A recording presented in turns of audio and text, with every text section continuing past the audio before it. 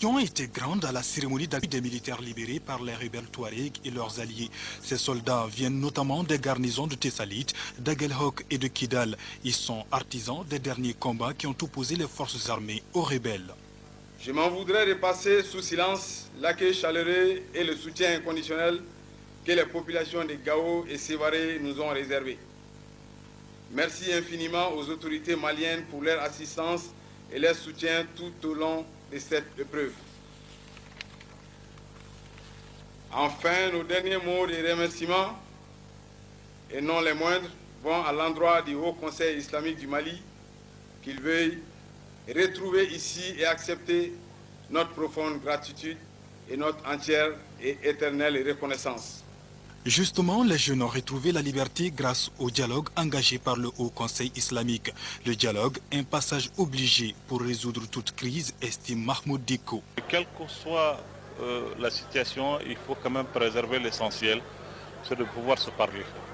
Ne jamais rompre vraiment le dialogue, ne jamais rompre la confiance entre les hommes. Parce que, vous saviez, les guerres, les conflits, tout finira autour des tables. L'esprit patriotique de ces militaires est apprécié par le chef d'état-major général des armées. Il affirme que ces jeunes reviennent de la mission la plus noble que la nation puisse confier à ses fils.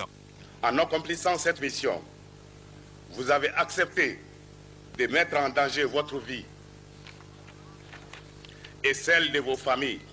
Quoi de plus grand et de plus digne, quoi de plus héroïque, mais surtout, quoi de plus patriotique.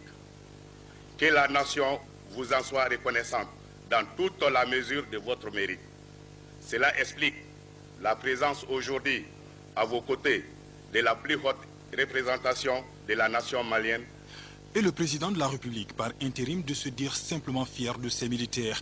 Professeur Dioncounda Traoré rassure les forces armées que le soutien du peuple malien ne fera jamais défaut pour la sauvegarde de l'intégrité du territoire national.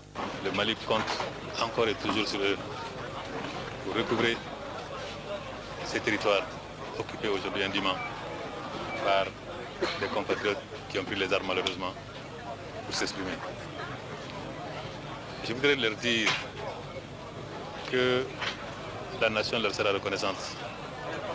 Et personnellement, avec les autorités militaires de ce pays, nous saurons leur dire à notre manière combien nous sommes heureux de les accueillir aujourd'hui et combien nous continuons à compter sur eux. Je voudrais également remercier le Haut Conseil islamique du Mali, et je le dis encore, le travail n'est pas terminé. Tous ensemble, comme ils l'ont dit, nous allons continuer le combat. Nous allons recouvrir l'ensemble de notre territoire. Chacun a sa mission, chacun a sa partition à jouer. Et je pense que eux, ils ont déjà commencé et ils la jouent de belle manière.